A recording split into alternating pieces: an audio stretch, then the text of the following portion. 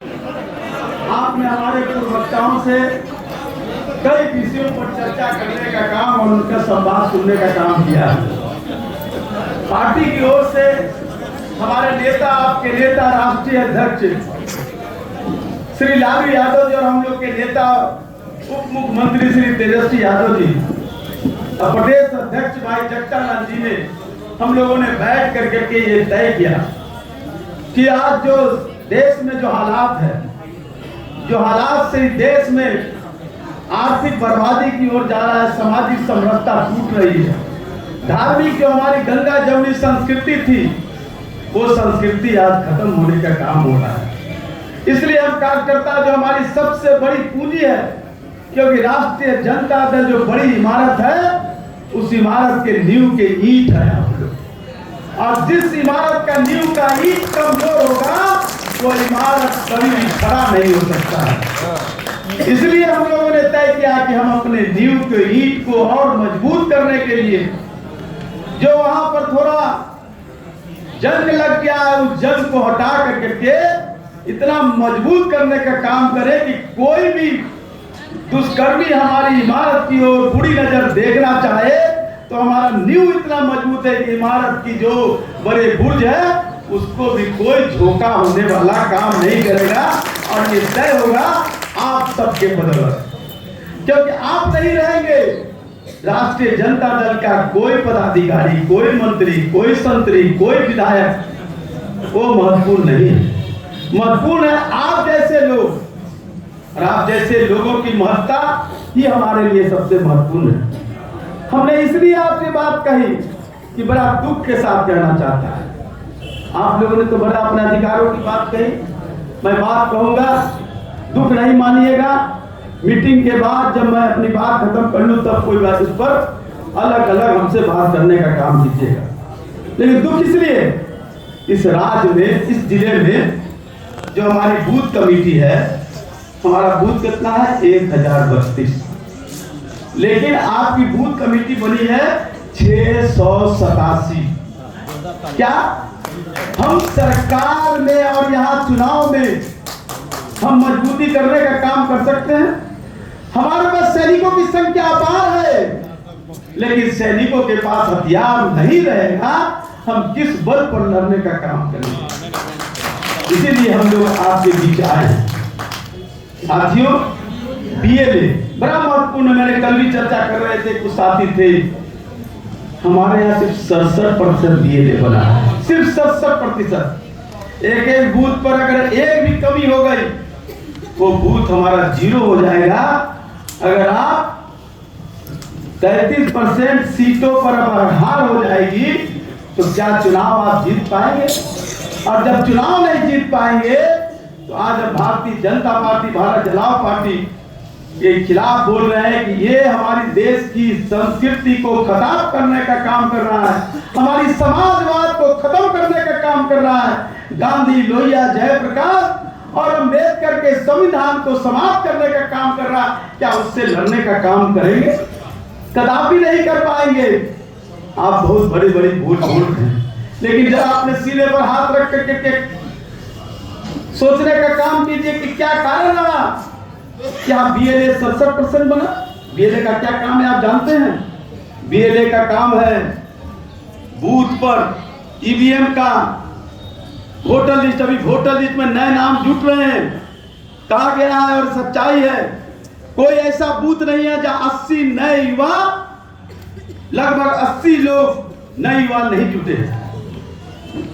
क्या हो रही है साथी भारतीय जनता पार्टी के और पदाधिकारियों की बदौलत? 80 लोग अगर जुट रहे हैं तो हमारे लोग, जो हमारे संपैथाइजर हैं, जिस वर्ग के लोग हमारे संपैथाइजर हैं उसके नाम कट रहे हैं। जो हमारा बीएलए है, क्या वो पूछने का काम किया? मैं एक लोगों से जानना चाहता हूं, बड़े हल्ले कर रहे हैं, लेकिन क्या आपने पूछने का काम किया कि हमारे लोगों का नाम क्यों कटा? क्यों नहीं हमारे लोगों का जुटने का काम हुआ? खड़ा होकर के बूथ पर जहां सर्वेक्षण हो रहा है, समीक्षा हो रहा है, वहां जाने का काम नहीं किया। इस बात का आप कह रहे हैं तो नींव में तो जंग लगेगा ही, कैसे आप जीत पाएंगे? बड़े समागम करने से क्या हम जीत जाएंगे? क्या दिल्ली से हम नरेंद्र मोदी को हटा देने का काम करेंगे? कदापि नहीं। इसलिए हम कहना चाहते हैं साथियों, और भी बातें हम करेंगे, लेकिन संगठन की जो मूल बात है, अगर उसको हम ध्यान नहीं देंगे, उसको नजरअंदाज करेंगे, तो फिर हमारे जिला कमेटी, प्रखंड कमेटी, सदर कमेटी, मैंने यहाँ नाम क्यों लिया सब लोगों का? इसलिए नाम लिया, अगर वो हैं तो इस बात को जान ले प्रखंड अध्यक्ष जी और वरिष्ठ नेतागण कि आपने अपने जिम्मेदारी का मजबूती से निर्वाह करने का काम नहीं किया। मैं कोई आलोचना नहीं कर रहा हूँ, कोई आलोचना नहीं कर रहा हूँ, सिर्फ जानकारी दे रहा हूँ। अब भी जग जाओ साथी, जग जाओ। ये लड़ाई अंतिम लड़ाई है। 2024 भारत का संविधान को खत्म करने की साजिश की जा रही है। नया संविधान तय हो चुका है, नागपुर में लिखा जा चुका है। आपको जो अधिकार आप देख रहे हैं, संसद में कोई लोग नहीं रहा, हमारे विपक्ष के लोग, कई कानून को पास कर देने का काम किया गया। क्या हुआ? तो ये सब एक प्रक्रिया चल रही है। जरा सा भैया कृपया शांत रह जाइए, हम बहुत जल्द खत्म करेंगे। मैं कोई आपको व्याख्यान नहीं करूंगा। तो संविधान में बदल करके हमारे अधिकारों को क्या कहा था हमारे नेताओं ने? डॉक्टर लोहिया ने क्या कहा था? कर्पूरी ठाकुर ने क्या कहा था? इस मुंगेर जिला जो समाजवादियों का सबसे गर्व रहा है, जहाँ समाजवाद की बड़ी लड़ाई लड़ने का काम हमारे पूर्वजों ने करने का काम किया है। क्या कहा था? रानी की बेटी हो या मेहत रानी की बेटी या बेटा, सबको एक वोट देने का अधिकार है। क्या वो हो पाएगा? किया जा रहा है कोशिश कि राष्ट्रपति प्रेसिडेंशियल रूल है अमेरिका में, भारत में भी प्रेसिडेंशियल। जिस तरह जब संविधान बन रहा था, कुछ चंद लोग, मुट्ठी भर लोग, मैं नाम नहीं लूंगा, इतिहास के पन्नों में दर्ज है, जब संविधान की चर्चा हो रही थी, उसको पढ़ने का काम कीजिए कुछ साथी। जो संविधान सभा में कुछ लोग थे जो हमारे थे, क्या कहा था? जो ग्रेजुएट होगा वही मतदाता होगा। हमारे यहाँ 5000 वर्षों की गुलामी, लोगों को शिक्षा से महरूम करने का काम किया गया। हमारे लोगों को शिक्षा से दूर रखने का काम किया गया। कहा गया कि शिक्षित नहीं बनना है, इनका काम सिर्फ सेवा करना है, सिर्फ सेवा। हम गुलाम की जिंदगी गुलाने का काम कर रहे थे। अंग्रेज भी आए थे तो मैकाले की शिक्षा नीति लाई थी। मैकाले की शिक्षा नीति क्या थी? क्लर्क बनाने वाली थी। और जो नरेंद्र मोदी की जो शिक्षा नीति आई है, कुछ साथियों ने कुछ बिंदुओं को उठाने का काम किया, वो शिक्षा है चपरासी बनाने वाली। इसलिए मैं चपरासी कर रहा हूं। बड़े लंबे लंबे बात कहे जाते हैं कि हम पाकिस्तान से मजबूत है, हम चीन से मजबूत है, हिंदुस्तान सर्वशक्तिशाली है, हम विश्व गुरु की बनने वाले हैं। लेकिन क्या आपने सोचा, जो हमारे नौजवान जो दिन रात मेहनत करके कंपटीशन में जाते हैं, अपने सीने को बढ़ाते हैं, अपनी दूरी को, दौड़ को मजबूत करते हैं, और जब सेना की भर्ती में जाते हैं तो उनको कहा जाता है 4 साल अग्निवीर, सिर्फ 4 साल। चपरासी बनो, तो रक्षक बनो। देश की सीमा पर सुरक्षा करने का अधिकार तुमको नहीं है, क्योंकि तुमने इस देश में 5000 वर्षों तक गुलामी को सहा है। हम जो चाहते हैं कि देश में तुम बराबर गुलाम बनने का काम करो, गुलाम रहो। या क्या आपने कभी इस पर संवेदना से साथ सोचने का काम किया है? नहीं सोचने का काम किया। हम लोग आरक्षण की बात कर रहे हैं, हम आएंगे जाति जनगणना पर, लेकिन आरक्षण की बात कर रहे हैं। सरकारी नौकरी में जो लोग थे उनको छटनी हो गया, निजीकरण होते जा रहे, संविदा पर, एग्रीमेंट पर, कई चीजों की तरह से अब सरकारी नौकरी बंद होते जा रहा है। इस बात का आरक्षण की वकालत हम लोग कर रहे हैं। जब आरक्षण क्यों रहेगा, जब निजीकरण हो गया, वहां तो कोई है नहीं, लोग उसके तरफदारी भी कर रहे हैं उनके लोग। तो जब उन लोगों का हो जाएगा तो हम तो गुलाम ही न रहेंगे। हमारे पूर्वज भी गुलाम थे, कमर में झाड़ू, सीने पर गुलदान थूकोगे तो उसी गुलदान में थूको, और झाड़ू लगाते हुए कि तुम्हारे पैर का चिन्ह नहीं राजा। हम अपने आप को, मेरा दिल छलनी छलनी है अपने पूर्वजों की इतिहास को जान कर करते, और आने वाले भविष्य की चिंता है कि जो हम तो लोग तो रह पाएंगे, जो यहाँ लोग रह पाएंगे कि नहीं रह पाएंगे, लेकिन जो आने वाला भविष्य हमारा वो हमारे चेहरे पर थूकने का काम करेगा कि जब नरेंद्र मोदी देश की संविधान को खत्म कर रहा था, राष्ट्रीय जनता दल के लोगों तुम पद और प्रतिष्ठा की लड़ाई लड़ रहे थे, हमारे भविष्य के काम चिंतित नहीं कर रहे थे। ये जब पूछेगा हम क्या जवाब देंगे? जब हम नहीं रहेंगे, हमारे जो फोटो है उस फोटो पर वो थूकने का काम करेगा। हम तो कहते हैं कि अपने माँ बाप को चरण छूते हैं,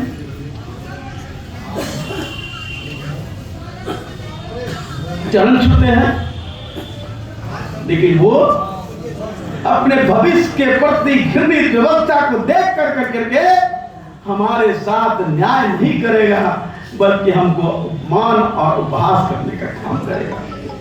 यही लड़ाई राष्ट्रीय जनता दल इसी के लिए चिंतित है। लालू यादव, तेजस्वी यादव, राष्ट्रीय जनता दल के लोग इसीलिए चिंतित हैं और आप सबको ये कहना चाहते हैं, समय है रण का,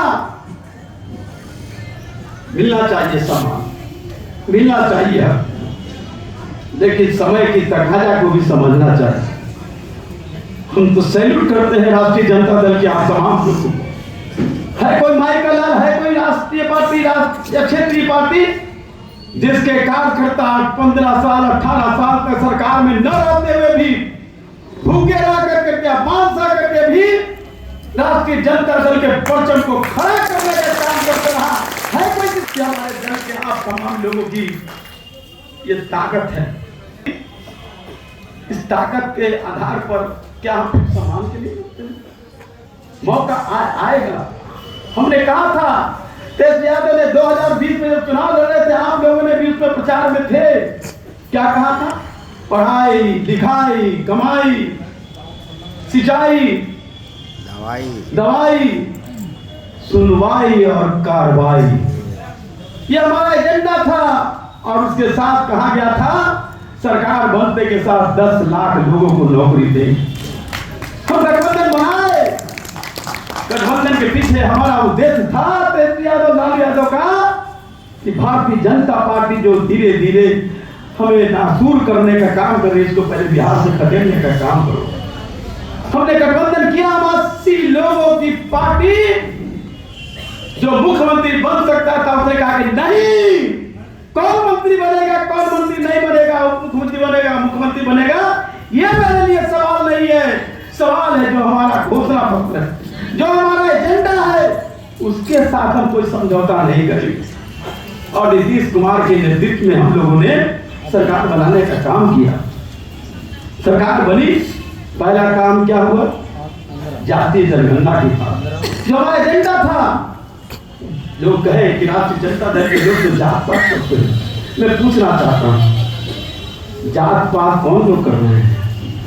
एक वर्ग के लोग हजारों वर्षों तक जिनका एक क्षेत्र में कब्जा रहा, क्या उसमें दूसरे लोगों को स्थान नहीं मिलना चाहिए? क्या न्यायपालिका में 3% लोगों का 99 पॉइंट से ज्यादा हिस्सेदारी, और जो लोग अति पिछड़ा गरीब, गुरबा, सवर्ण का भी गरीब, जो दलित है, अल्पसंख्यक है, उसका स्थान नहीं हो? आज देख लो, भारत सरकार के सचिव स्तर के जो पदाधिकारियों की सूची है, उस सूची आप जब देखने का काम करेंगे मन लज्जित हो जाएगा, सर झुक जाएगा, क्योंकि उसमें अति पिछड़ा दलित को ढूंढने पर भी नहीं मिलेगा। इसलिए जाति जनगणना हुआ, आर्थिक गणना हुआ कि कौन लोग हैं जो लोग अभी तक बेहाल है। क्या है आंकड़ा? हमारे साथी ने कहा कुछ मुद्दों पर, इस राज्य में 13 करोड़ आबादी है, सिर्फ 7% लोग ग्रेजुएट हैं, जो स्नातक है 7% लोग। कैसे चलेगा? कैसे हम संविधान की रक्षा करेंगे? इस राज्य के पोस्ट ग्रेजुएट स्नातकोत्तर 0.28% ही स्नातकोत्तर है। पिछड़ा दलित की ये स्थिति।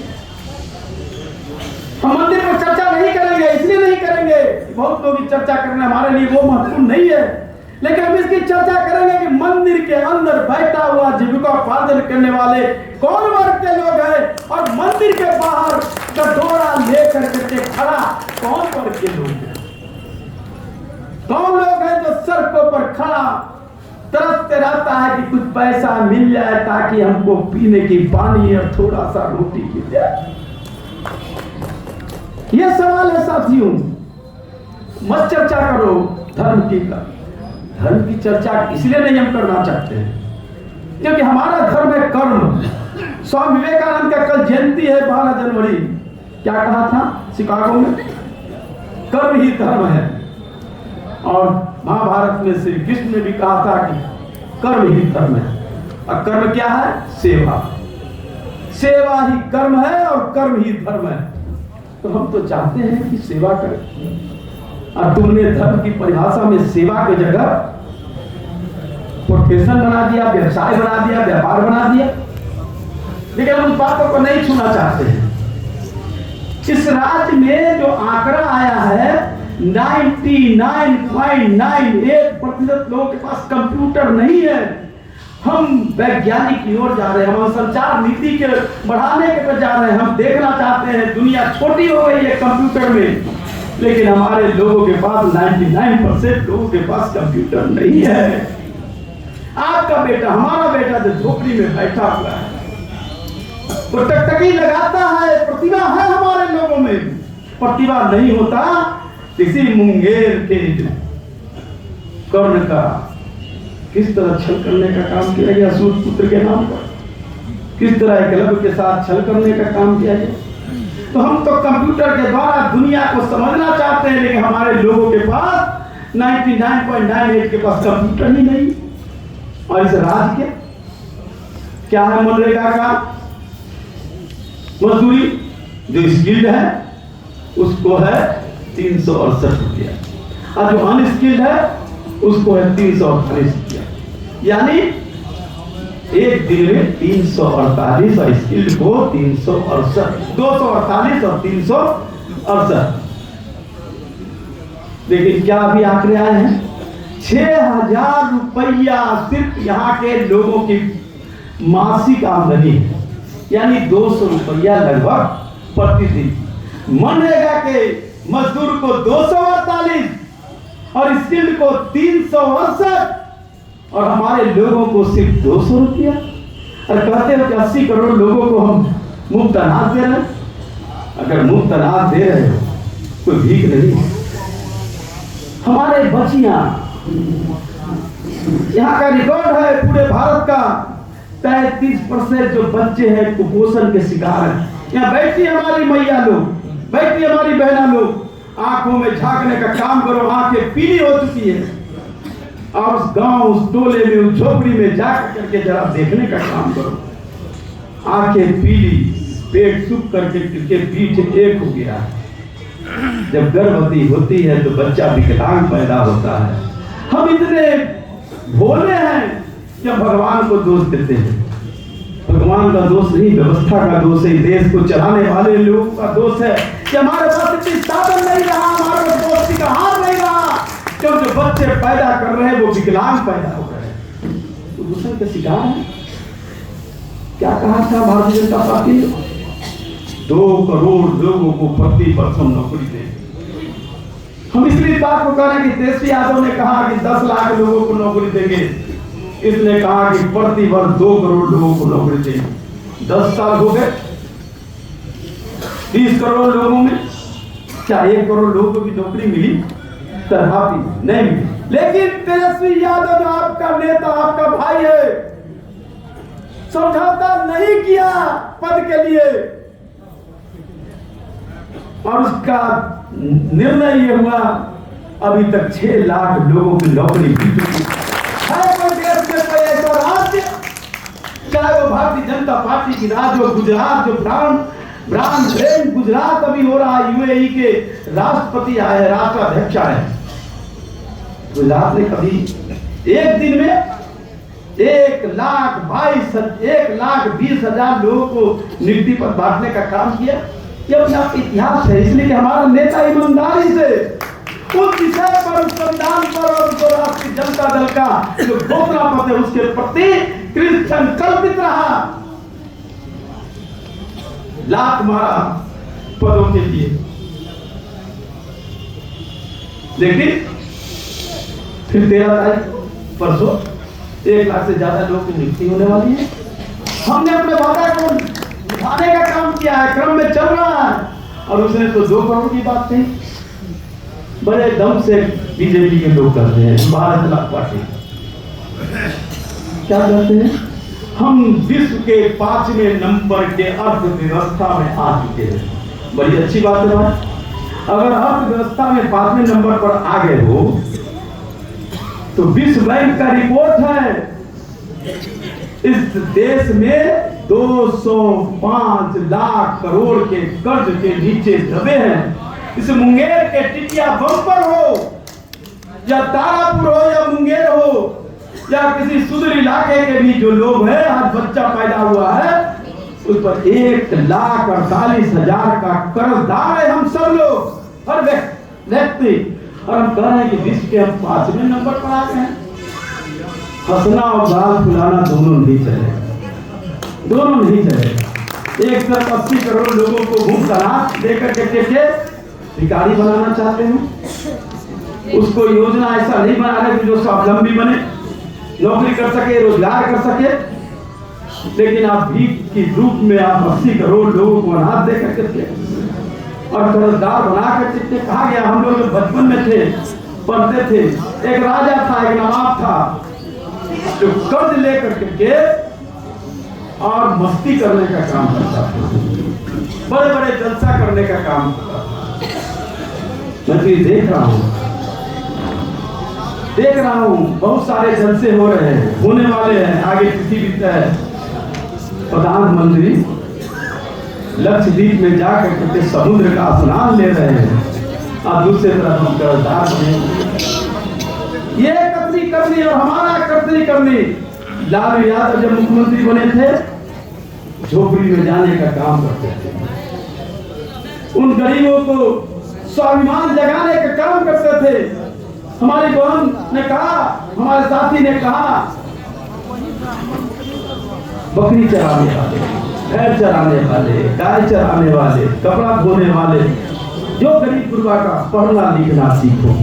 और सिर्फ कहा ही नहीं, चरवाहा विद्यालय बनाया, बड़ी उपहास हुआ।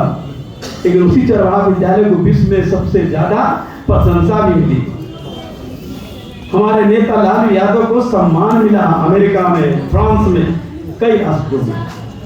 क्या था उसमें? लोगों के पास खाने के लिए साधन नहीं था, बेटा बेटी को भेज देता था चरवाहा करने के लिए। लालू यादव ने कहा कि उसी दर्द से मैं निकला हूं, मैं भी गाय चरा करके आगे बढ़ा और पटना कॉलेज का पढ़ाई किया और पटना विश्वविद्यालय का, पटना यूनिवर्सिटी का अध्यक्ष बनकर के राजनीति के बड़ी छलांग लगाने का काम किया। मेरे अंदर है वो। और उन्होंने उसके आधार पर चरवाहा विद्यालय बनाने का काम किया, पढ़ाने का भी काम किया, साथ ही उनको 1 रुपया जो बच्चे आते थे उनको देने का काम किया। और उसी क्रम में जब तेजस्वी यादव इस महागठबंधन के साथ समझौता करते हैं तो स्कूलों की हालात आज बदलते हैं। उस स्कूलों में बच्चे अब जाने लगे हैं, उस स्कूलों की इंफ्रास्ट्रक्चर बढ़ा है, उस स्कूल में शिक्षक अब पूरे समय के अनुसार जा रहे हैं पढ़ाने का काम कर रहे हैं। मैं ये नहीं कह रहा हूँ कि सब कुछ सही हो गया, लेकिन एक रास्ता चला है, स्टेयर बना है, हम चढ़ रहे हैं, धीरे धीरे चढ़ रहे हैं, हम मंजिल तक पहुंचेंगे। लेकिन हमने काम शुरू किया है। और उनका हमारे नीतीश जी ने तो शिक्षा नीति पर वचन देने का काम किया, कि बताया क्या था शिक्षा नीति और क्या आज शिक्षा नीति है। हमारा केंद्रीय विद्यालय में जो हमारा छात्र है, आप क्या कर रहा है? आत्महत्या कर रहा है। आर्थिक विभनता के कारण, सामाजिक विभनता के कारण आत्महत्या कर रहा है। निजी स्कूलों का मांग बढ़ते जा रही है। ये स्थिति, इस बात को समझना होगा। हमने जो जो वादा किया, हम लोग भी जाते थे इसके धर्मा प्रदर्शन में, टोला सेवक के, विकास मित्र के, और जब हमारी गठबंधन की सरकार बनी तो तेजस्वी यादव ने नीतीश कुमार को कहा इनकी मानदेय बढ़ाने का काम करो, आंगनबाड़ी के मानदेय बढ़ाने का काम करो। हमने जो वादा किया था, जो लड़ाई में अपना सहयोगी बनने का काम किया था, वो लड़ाई को हमने अमली जामा पहनाने का काम किया। साथियों, हमने वादा को पूरा किया। मैं मानता हूं कि कमियां है, हमारे कार्यकर्ताओं की बातें लोग सुनने का काम नहीं करते, मानता हूं। लेकिन याद करो, राष्ट्रीय जनता दल, क्या आप सिपाही, जांबाज सिपाही, जब हमारी सरकार नहीं थी, कांग्रेस की सरकार थी, हम लोग सड़कों पर लड़ते थे। हम ये नहीं कहें कि आज ही आप लड़ने का काम कीजिए, समय का इंतजार कीजिए, समय का इंतजार कीजिए और स्थितियां बदलेगी। लेकिन जो हमारे पूर्वजों के, जो हमारे जो लोग हैं गांव में, उनकी जो आह है, जो हमारे पूर्वजों ने जो लड़ाई लड़ा था, जो आज भी पड़ाव पर पड़ा हुआ सिक्कियां कर रहा है हमारे वंशजों, जिनके रक्त हमारे धमनियों में दौड़ रहा है। हम समाजवादी लोगों को, लोग हैं हमारे पूर्वजों की जो रक्त रहा है, वो हमारे धमनियों में दौड़ रहा है। तो हमारा दायित्व बनता है कि उसको मंजिल तक पहुंचाने का काम करें, और यही काम आपको करना है। इसलिए साथियों, हमने उसमें भी काम किया। जिला विशुद्धि कमेटी बनी है, फरवरी के सेकेंड या थर्ड वीक तक हम प्रखंड विशुद्धि कमेटी भी बनाकर घोषित करने का काम करेंगे। मैं मानता हूं इतने से बाद भी सभी कार्यकर्ताओं का, सभी नेताओं का समावेश नहीं होगा, लेकिन एक रास्ता तो शुरुआत हुई है, और वो सिर्फ पद के लिए नहीं। हमारे जिला के यहाँ पे 10 या 11 लोग जो जिला कमेटी में हमारे पार्टी के लोग हैं, हमारे अध्यक्ष त्रिलोकी जी उपाध्यक्ष हैं। उपाध्यक्ष बनने के लिए नहीं, आप जो हमारे लोगों के कार्यकर्ता हैं, जो हमारे लोग हैं, उनके जो दुख और दर्द है उनको समझने का काम कीजिए। अध्यक्ष जी और प्रधान महासचिव जी, आप कार्यक्रम बनाइए। प्रखंड स्तर पर हमारी लोगों का, जो हमारे पदाधिकारी अध्यक्ष हैं, वहाँ जनता दरबार लगाने का काम करें, उनके दुख और दर्द को समझने का काम करें, और उसके आधार पर जिला में आप विश्वसूत्री के उपाध्यक्ष, हमारे 10 लोग कमेटी के मेंबर हैं, आप जो भी पदाधिकारियों से जुड़ा हुआ समस्या का समाधान करने का पहल कीजिए। प्रखंड स्तर की भी कमेटी बनेगी तो प्रखंड स्तर के लोग भी करेंगे। इसलिए कहना चाहते साथी, बड़ी चुनौती आपको अब सोने की जरूरत नहीं। इंडिया गठबंधन बना है, कई तरह के उपहास हो रहे हैं, प्रयास हो रहे हैं, हम उसमें नहीं जाना है। हमारे नेताओं ने मजबूती के साथ अपना गठबंधन, इंडिया गठबंधन बनाया है, और बहुत जल्द सीटों का बंटवारा होगा, और जो भी आएगा वो हमारा उम्मीदवार होगा, वो लाल यादव का उम्मीदवार होगा, तेजस्वी यादव का उम्मीदवार होगा, इंडिया गठबंधन का उम्मीदवार होगा। हम नहीं पूछेंगे कि कौन कहां से आया है, हम ये पूछेंगे कि इंडिया गठबंधन का है, और हमारे विजन को आगे बढ़ाना है, और दिल्ली में जो बैठी भेड़िया सरकार है उसको उखाड़ना है। इसलिए आप सब मिलकर, और उसके लिए हम चाहेंगे, बड़ी सर्वस प्रार्थना के साथ हाथ जोड़ करके मैं कर रहा हूँ अपने साथ, निकलो, जाओ गाँव। 15 लोगों की बूथ कमेटी है, एक बूथ पर लगभग 150 के अंदर ही घर होता है। एक आदमी पर अगर 10 घर अगर आप क्रमांकित कर दें, प्रतिदिन 1 घंटा सुबह, 1 घंटा शाम, अगर आप उनसे संपर्क करें, उनके दुख में दुख मिला, उनको गले लगाएं, उनको सही रूप से बताने का काम करें कि आपका दोस्त कौन है, कौन दुश्मन है, किस कारण से आप गरीब हैं, किस कारण से आप अपमानित हो रहे हैं। बेटी बचाओ का नारा दिया जाता है।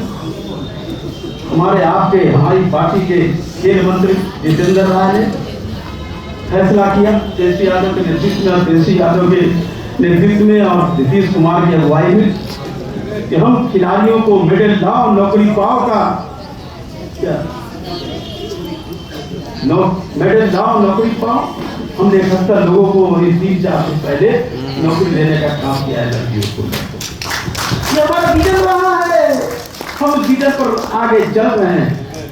आपके नेता लगातार चिंतित कृत संकल्पित हैं, इसलिए हम लोग को तो गुमान होना चाहिए। हमारा नेता लालू यादव आज बुजुर्ग होकर के कई तरह से बीमारियों से ग्रसित होकर करके ये जो मनुवादी लोगों ने जिस तरह से साजिश करने का काम किया, जेलों के शिकंजे भेजने का काम किया, धन ने उसकी बेटी टोनी ने जो किडनी देने का काम किया, आज वो थोड़ा हम लोग के साथ लंबी तो नहीं लेकिन छोटी लड़ाई लड़ने के लिए उसकी ईमानदारी से कभी समझौता नहीं कर सकते। और धन ने उसका पुत्र तेजस्वी यादव जो हमारा युवा नेता है, जिसने भी समझौता करने का काम नहीं किया। कहा कि कुछ भी हो जाए, केस हो, मुकदमा हो, ईडी आए, जो आए, ईडी आए, मैं सवालों से समझौता नहीं करूंगा। मैं रहूं या न रहूं, लेकिन सवालों से समझौता नहीं करूंगा और उस पर लड़ाई लड़ने का काम करें। उठिए साहब, जब हमारे नेता ने संकल्पित किया है तो हम तो उसके अनुयायी हैं। आप छोटी छोटी बातों में लड़ने का काम नहीं। मैं जब से आया हूँ और पहले भी पटना में मैं मुंगेर के लिए चिंतित रहता हूँ। फिर समाजवादियों का जगह है, मैं देखता हूँ समाजवादी तो लड़ते हैं, लेकिन जब लड़ाई होता है तो वहाँ सब एक हो जाते हैं। लड़ाई का समय कौन क्या है कौन नहीं, आने वाले समय कुछ सुधरेगा, ठीक होगा। नेता ने जब तय कर दिया, वही हमारा नेता है जिला का, वही हमारा नेतृत्व करते वाला है, तो सबको लेकर के सब मिल करके। अगर वो नहीं मिलते तो आप कार्यकर्ता मिलाने का काम कीजिए, आप उनको धौंस देने का काम कीजिए। अगर नहीं मिलोगे तो मैं तुम्हारी औरत को नासूर करने का काम करूंगा। कार्यकर्ता है तो नेता है, नेता से कार्यकर्ता नहीं है। तो आप लोगों को मिलाने का काम कीजिए, आप लोगों को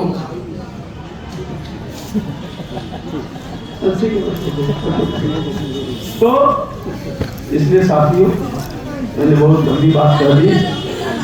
मैं इन चीजों को आप समझने का काम करेंगे और जो भारतीय जनता पार्टी की जो साजिश चल रही है, उस साजिश को तोड़ने का काम अपने नारों से नहीं, उन टोलों में जाने का काम करो। आज का ये संकल्प लीजिए कि राष्ट्रीय जनता दल मुंगेर टोलों में जाएगा। चलो टोलों में, चलो टोलों में, चलो टोलों में जाकर करके उन गरीब युवा के साथ हृदय से हृदय मिलाने का काम करो, तो आप एक साथ करने का काम करो। वही शक्ति मोदी को खार फेंकने का काम करेगी। इन्हीं चंद शब्दों के साथ इस समाजवाद के पूरी धरती को नमन करते हुए और समाजवाद करते हुए अपनी बात समाप्त करता हूँ। जय हिंद, समाजवाद। बहुत बहुत आभार। थोड़ी सी असुविधा हुआ, मंच और मंच संचालन की गरिमा होती है और गरिमा का उल्लंघन होगा, असुविधा होगी ही।